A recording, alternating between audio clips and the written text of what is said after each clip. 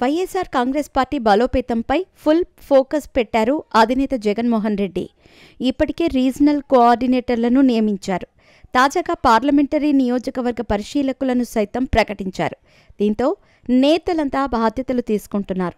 అందులో భాగంగా విశాఖ పార్లమెంటరీ నియోజకవర్గ పరిశీలకుడిగా బాధ్యతలు స్వీకరించారు కదిరి బాబూరావు. ప్రకాశం జిల్లా కనిగిరి నియోజకవర్గానికి చెందిన మాజీ ఎమ్మెల్యే బాబూరావుకు విశాఖ పార్లమెంటరీ పరిశీలకుడిగా నియామకం వెనుక జగన్ భారీ వ్యూహం ఉన్నట్టు తెలుస్తోంది. సామాజిక సమీకరణల దృష్ట్యా కదిరి బాబూరావు నియామకం చేసినట్టు సమాచారం. ఆయన కాపు సామాజిక వర్గానికి చెందినవారు. ఆపై నందమూరి బాలకృష్ణకు అత్యంత సన్నిహితుడు కూడా. 2019 ఎన్నికల తర్వాత ఆయన వైఎస్ఆర్ కాంగ్రెస్ పార్టీలో చేరిపోయారు. అప్పటి నుంచి వైఎస్ఆర్ కాంగ్రెస్ పార్టీలోనే కొనసాగుతున్నారు. ఉత్తరాంధ్ర వైఎస్ఆర్ కాంగ్రెస్ పార్టీ కోఆర్డినేటర్గా కుర్రసాల కన్నబాబును నియమించిన సంగతి తెలిసిందే. ఆయన కాపు సామాజిక వర్గానికి చెందిన నేత. ఉత్తరాంధ్రలో ఆ సామాజిక వర్గం ఎక్కువ. అందుకే విజయసాయి రెడ్డి స్థానంలో కన్నబాబును నియమించారు జగన్. ఉత్తరాంధ్ర రీజనల్ కోఆర్డినేటర్గా ఉన్న విజయసాయి రెడ్డి పార్టీకి గుడ్ బై చెప్పిన సంగతి తెలిసిందే. పార్టీ పదవులతో పాటు రాజ్యసభ పదవిని సైతం వదులుకున్నారు. దీంతో ఇక్కడ సమర్థుడైన నేతను నియమించాలని జగన్ భావించారు. కురసాల కన్నబాబు అయితే సరిపోతారని భావించారు.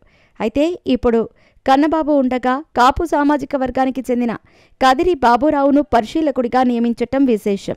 ప్రకాశం జిల్లాకు చెందిన కదిరి బాబూరావు తెలుగుదేశం పార్టీ ఆవిర్భావం నుంచి పనిచేస్తూ వస్తున్నారు. నందమూరి బాలకృష్ణకు ఆయన అత్యంత సన్నిహితుడు కూడా. 2004లో తొలిసారిగా దర్శి అసెంబ్లీ నియోజకవర్గం నుంచి పోటీ చేశారు బాబూరావు. ఆ ఎన్నికల్లో ఓడిపోయారు. 2009లో టీడీపీ టికెట్ ఇవ్వటంతో కనిగిరి అసెంబ్లీ నియోజకవర్గం నుంచి నామినేషన్ దాఖలు చేశారు. అయితే స్క్రూట్నీలో ఆయన నామినేషన్ తిరస్కరణకు గురైంది.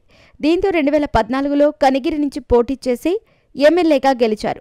అసెంబ్లీలో అడుగుపెట్టారు. అయితే 2019 ఎన్నికల్లో కనిగిరి టికెట్ ఆయనకు లభించలేదు. దర్శి టికెట్ ఇచ్చారు చంద్రబాబు. అసంతృప్తిగానే పోటీ చేసిన కదిరి బాబూరావు ఓడిపోయారు. అక్కడకు కొద్ది రోజులకే వైఎస్ఆర్ కాంగ్రెస్ పార్టీలో చేరిపోయారు. మొన్నటి ఎన్నికల్లో ఓటమి తప్పలేదు. అయితే ఎన్నికల ఫలితాల తర్వాత కదిరి బాబూరావు తిరిగి టీడీపీలో చేరతారని ప్రచారం జరిగింది. కానీ అటువంటిదేమీ లేకుండా పోయింది. జగన్మోహన్ రెడ్డి విశాఖ పార్లమెంటరీ పరిశీలకుడిగా నియమించటంతో ఆ బాధ్యతలు స్వీకరించారు కదిరి బాబూరావు.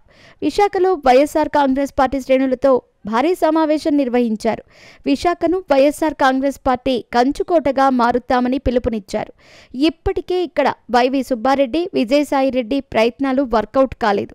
ఇటువంటి పరిస్థితుల్లో బాలకృష్ణ సన్నిహిత నేత ఎంతవరకు సక్సెస్ అవుతారో చూడాలి.